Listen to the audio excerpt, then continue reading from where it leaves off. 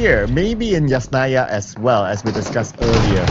But yeah, we'll keep an eye on that later, because right now it's going to be Blue Squad getting their first split. Stickley takes one out of Yangon Galacticos, but they fire back, they got Xbox instead. Yeah, 1-for-1 blow. Hex is dropping really low though, so he's got to find something to heal himself. While you can see that there is an even spread with two members of Blue Squad opting for the container areas, whereas the rest of the other members are actually taking the warehouses. Sky now going on the push as the battle continues inside Yasnaya. This time cleanly won by Horror Esports, with Talon walking away with nothing. Ooh, this is Horror Esports' fastest win in Yasnaya. Okay, they're done. And we're back onto the container area where Yangon Galacticos and Blue Squad will fight out with each other.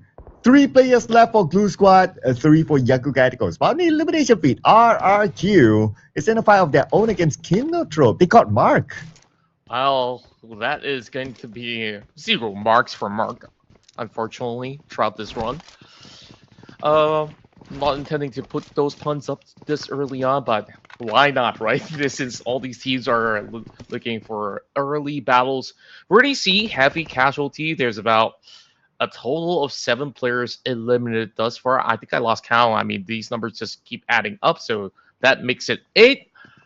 And meanwhile, Kinotrope, like you said, very, very close to those members of RRQ.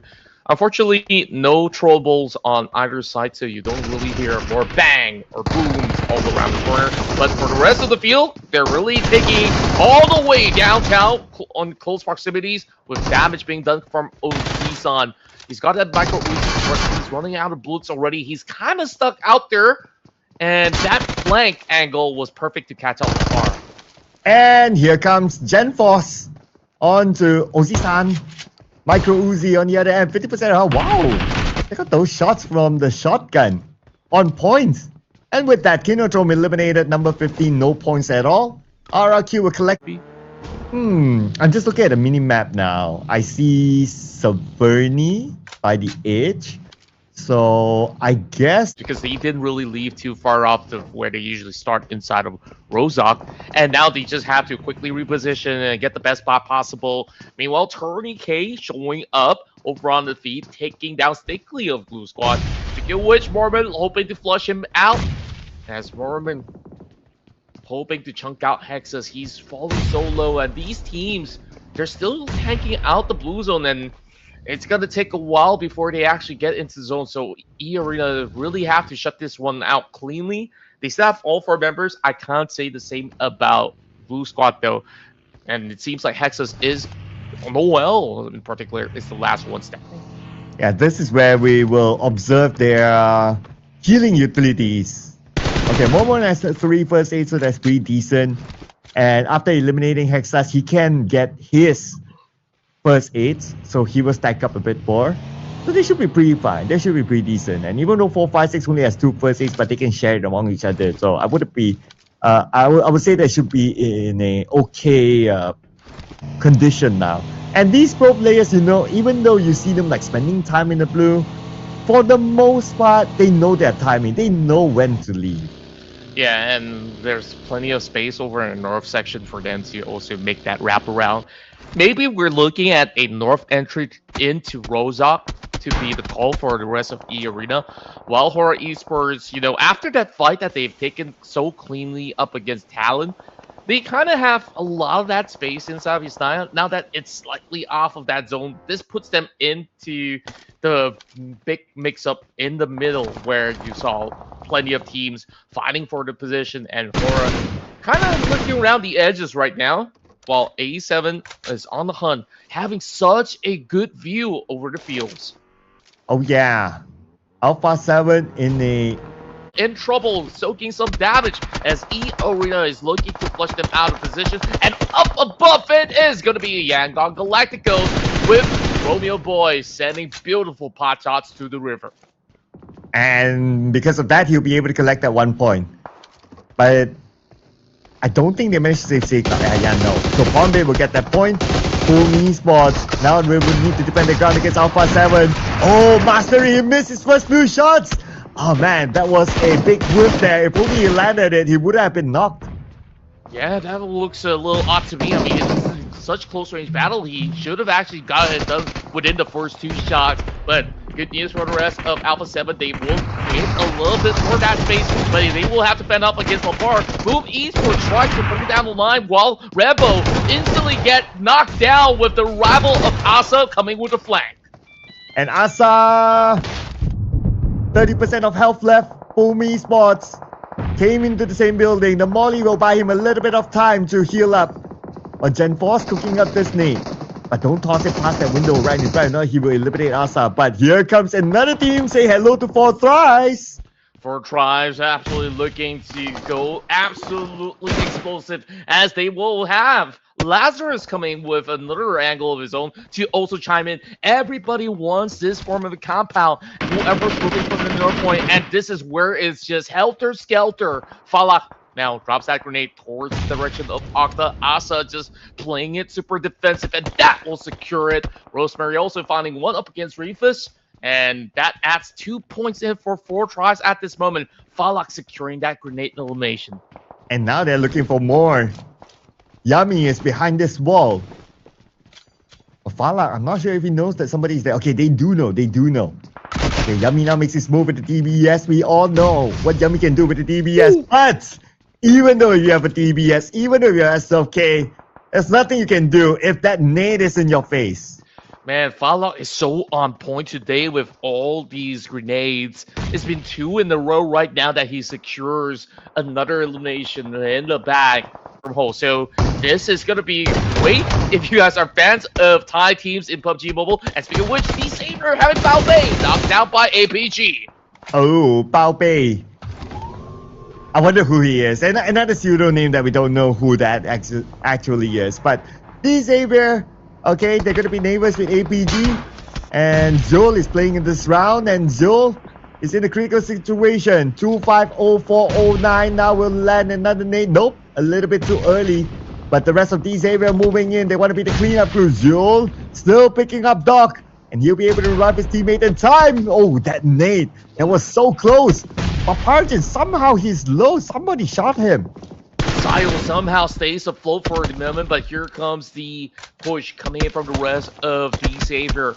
Hags all around, and there's barely enough spacing. Parachute also looking to close up. Zile has that space to find one in return, and just with the pump shotgun, he will be able to draw an exchange. Doc's still on the ground, though, but at the very least, APG suppresses it down to 1 versus 1. Here comes the push, and he's looking for a full kill up.